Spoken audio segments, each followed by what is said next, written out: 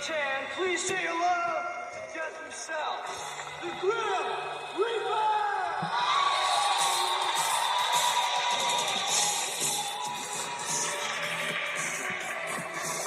You might be a king or a little street sweeper, but sooner or later you dance with the Reaper. Welcome back to Lockdown Universe. Home of the bizarre, peculiar, and unheard of stories of UFO legend and paranormal lore. Welcome back. Happy to be back. Hopefully you guys are doing excellent and taking care of yourselves. So welcome back to Lockdown Universe, home of the bizarre, peculiar, and unheard of stories of UFO legend and paranormal lore. Welcome back. Happy to be back. Hopefully you guys are doing excellent and taking care of yourselves. So today, what the hell are we talking about? Well, we're going to talk about a very bizarre story that happened while I was out at the gym this morning or this afternoon, I can't remember which. And sometimes I see a show that's just so terrifying that I got to share it with everybody. So I wanted to share it with you. I thought you might enjoy it. So this story involves a patient care technician who was on the show Haunted Hospitals. I don't know what channel it's on. Probably like Discovery. I think that's what it was on. And it didn't mention. It might have mentioned her name, but I caught it just as it started, so I might have missed her name. But the story is that she was a patient care technician on a palliative care unit, meaning that it was, some individuals were near death and some individuals were just residents of this facility that she was taking care of. So she was calling them residents. So not the entire unit wasn't palliative care. Like not everybody was near end of death. Some people were just fine. Okay, so this story goes that this patient care tech, we'll call her Rachel. So Rachel was working with one other male nurse, and the male nurse was with her, and it was a unit. If you've ever been on like a nursing care unit in a hospital or in a nursing home, basically they have a nurse's station in the center, and they have wings off of the nursing station. I've worked in hospitals before, and this is the setup. So if you're on a psych ward, if you're on a medical ward, doesn't really matter. It's kind of the same situation, except if you're on a psych ward, you're kind of locked in. So for these units, they'll have the center area for the nurse's station. You can see one way all the way down the unit, usually one wing, and then you can see down the other wing. Some have three wings right off the nurse's station, and one wing is kind of hard to see. But the way they had it set up in this video, they didn't have anybody that was not able to be seen. Everybody could see everybody. And the cool thing about this unit was that if anybody was having an issue, all they had to do was press a button, which is pretty common. Like if one of the residents was having an issue, all they had to do was press a button. And they would be notified at the nurse's station that they were having an issue in room 1128. Bed B, right? If they had two beds. So it's really cool. Come up right on their computer, which is great. So one night, and this patient care tech, we call them PCTs, was working late one night on third shift, just with this other nurse. And from my experience, they don't have a lot of people on night shift. They'll have like three people for like 20 beds, it's not a lot. So in this case, they only had two people, and they had smelled what smelled like fire initially, early on in their shift. So it's third shift, remember that. So it starts at basically midnight, and it goes till about 7 o'clock. I think it starts at 11:30, goes to 7:30. That's what it is. So they smelled this smoke, and they're like, okay, well, let's both go try to find the source of it. So they go and smell. They can't find the source of it anywhere. But while they're out and about, they decide to, make any changes for any patients that might have gone to the bathroom in the beds. So they were checking on one individual who was in room 1128, I believe it was. And she was perfectly healthy, perfectly fine. She's just a resident that needed a little bit of care. And they were changing her. And as they were beginning to change her, The female, Rachel, and not the male nurse, but the female PCT, Rachel, stated that she felt this dark entity behind her. Not that she felt cold initially, and then she looked behind her and she saw something dark darting off in her vision. This is very interesting because there's been so many people lately talking about this in TikTok, Facebook, and so on and so forth, YouTube, of seeing these things in the corner of their eyes. I even saw a video where somebody used to turn on the X-Files, and every time they turned the X-Files, they'd see like something in the side of their vision, or unsolved mysteries, and they see something in the side of their vision, they freak out and pull the covers over their eyes. It's almost as if when you start to engage in watching some of the stuff, you almost get pulled into it and become like a magnet for some of this stuff. But luckily, that typically doesn't happen. Not in her case either, because in her case, there wasn't any reason for this to happen other than these hospitals just are buoyant with energy, right? Energy being dispersed from a body, meaning somebody's dying. It is reportedly through supernatural channels, people who are interested in this stuff, is one of the biggest bursts of energy that can happen on this plane, and it can be absorbed by some of these entities, whether negative or positive, and they can use it for themselves, just like fear, just like happiness, just like joy, and everything else. So this entity was clearly dark and clearly trying to cause her fear.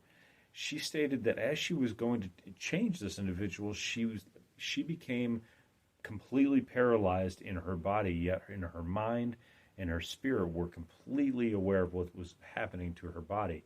She became locked from her hands all the way up her arms, all the way up her shoulders, all the way up to her neck, her head. She couldn't move. The male nurse was trying to get her out. It was like, hey, what's going on? What's going on? She was completely terrified, and she had never felt anything like this before. She said it was the worst feeling she's ever had in her entire life. And in some of these videos, some of these shows, especially like something like haunted hospitals and stuff like that, where they're doing these reenactments. They do them like way over the top. So there's a lot of growling, a lot of guttural growling, but she didn't mention that. She just mentioned that she felt this entity. This entity could have taken over her at any point, like just taken over her body. And she stated that she saw it. She said she saw it was a dark man, a dark entity. And when her coworker, her partner in crime, came over to shake her, that he shook her out of her cone, I don't know what you call it, cone possession, something like that. So he shook her out of the possession and got her to feel and come back to like life. Basically, she was shook, but she was able to make it back to the nurse's station, able to finish her job. And when she walked out, as soon as she got shooken back into cognizance, she ran out into the hallway to see if there was anybody in the hallway, and there was no one except for a resident. The resident stated, "Do you see the man?" And she's like, "What the fuck are you talking about?" Rachel is like, "What the hell's going on? What are you talking about?" And she's like, the man, right there, the man. So she turns around and looks, and she doesn't see anything. But she clearly knows that this lady can see him. Okay, all right, interesting. So she says, okay, well, let's get back to the nurse's station. So she goes back to the nurse's station and jumps on Google. She's like, if this lady can see it, maybe other residents have seen it. Maybe there's some sort of documentation or some sort of record. So she types in the man, she types in her hospital, and nothing's popping up. Zero results. She types in the man again, but without her hospital. Again, zero results. So she's like, what the heck is going on? She's like, and she stated that, like, no matter what you look up in Google, you're going to get some sort of result. It never usually says no results. It's pretty rare. I mean, I've seen it, but it's pretty rare. And she's like, nah, this was too weird. It was almost as if this entity didn't want me to find out what it was about. So she was talking it over with the coworker, and the coworker was like, yeah, there's been all these kinds of, stories about, not necessarily seeing the entity, but just sounds and weird things that have happened on the unit. On the unit that I've worked on multiple units I've worked on, I've heard, and I haven't seen anything, but I've heard stories of entities being caught on camera. We have cameras in different rooms, not necessarily patient rooms, but in like the group rooms, and then in the hallways you have your cameras. And there was an entity, a person caught in the group room, which was locked. When they went down there, there was nobody there. It was on a camera. They had it. And it was wild. And that was just one of the stories. And then on one particular unit, there was every night shift, man, there would be these sounds down the hallway that no one was in. They had 2 hallways of patients, and one hallway was administrative. And there would always be sounds down the administrative hallway, and occasionally sounds down the other hallway when there was nobody there. In particular times when there was no female patients, because they separated a male to female. So, this stuff happens. So let's wrap this up. So this continues, right? So, so she cannot find anything in relation to this. Now this is crazy because they get a ding at the nurse's station. They get a ding for room 1128. Again, the exact same room. She freaks out mentally. She's like, I'm not going. Everything in my body stated I'm not going back down there. If I go back down there, something's going to happen. So she has to go back down there because it's her job. It's not the nurse's job, because this was like just a cleanup job. It's just a ding for a bell. So she goes down there by herself, and she goes to the room, and the patient, who was perfectly vibrant, perfectly alive, no problems, was dead. Now she knew that this thing was like a soul reaper. This thing was there for death. And that's actually why I played Bill and Ted's Grim Reaper, Dance with the Reaper, at the beginning of the podcast. It was because now she felt like it was a soul reaper. And she called for the nurse. The nurse comes down, checks her vitals. The lady's dead. And she felt that that's exactly what happened, but there was no explanation as to how she was able to ring the bell after she was already dead.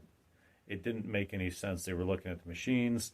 She was, there was nothing. There was not, or they were, they were looking at what they had on her, which she wasn't hooked up to anything. She wasn't like sick, but she was. But they had some documentation on the screen. They had some documentation on when she rang it, and it didn't add up. And so they're like, well, how the hell did she ring it after she died? So it just didn't make any sense. So she was dead, and she left that shift. She made it through that shift, and she said, I am never coming back again after 2 weeks. She gave her 2 weeks notice. I can't believe she gave her 2 weeks notice, because if something basically possessed you, you don't need to come back. You can roll out, and you could probably get some unemployment at that point. Because they're going to say either they believe you, or they're going to say you got mental health issues, and they're probably going to give it to you anyway. You could take some short-term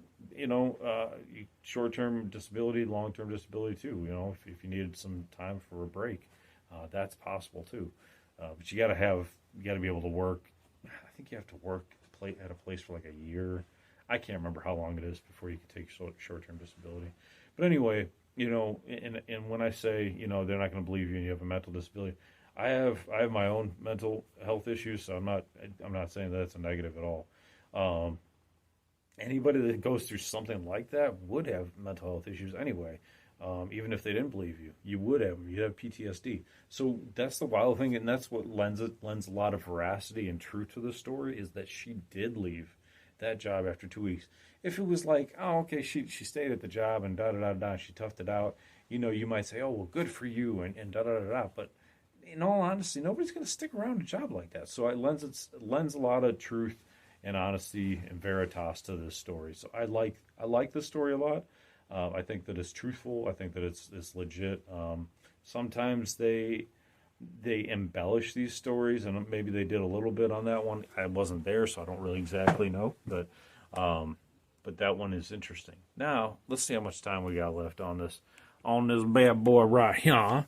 We got 14 minutes. We're into 14 minutes. All right. So there's another story that I want to cover. So I will stop it here. I will say that there was another incident at a hospital, and I'll wrap it up with this. There was another incident at a hospital that I worked at, and I may have told this story, but it's short. So I was working with an individual and helping on the psych floor. We left, and we went all the way down the stairs and out the exit door.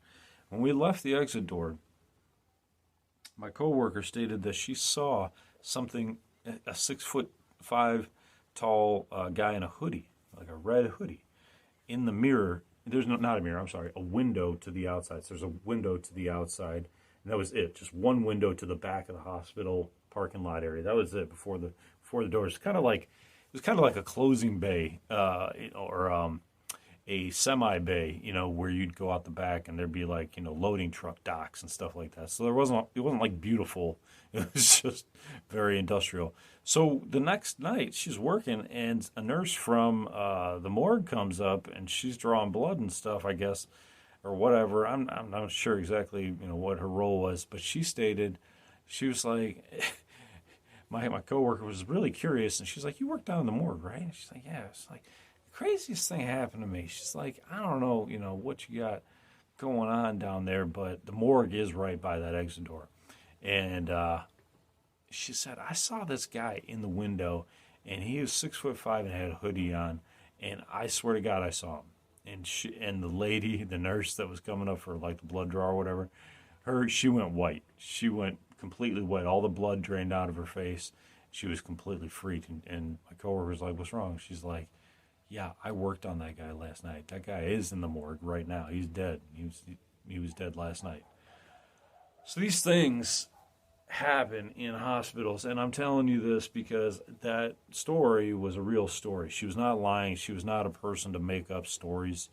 I know many people can make up stories. She's not making stories up. We worked for years together, and she's just not, she's just not going to make it up. And we had been working together for years at that point already.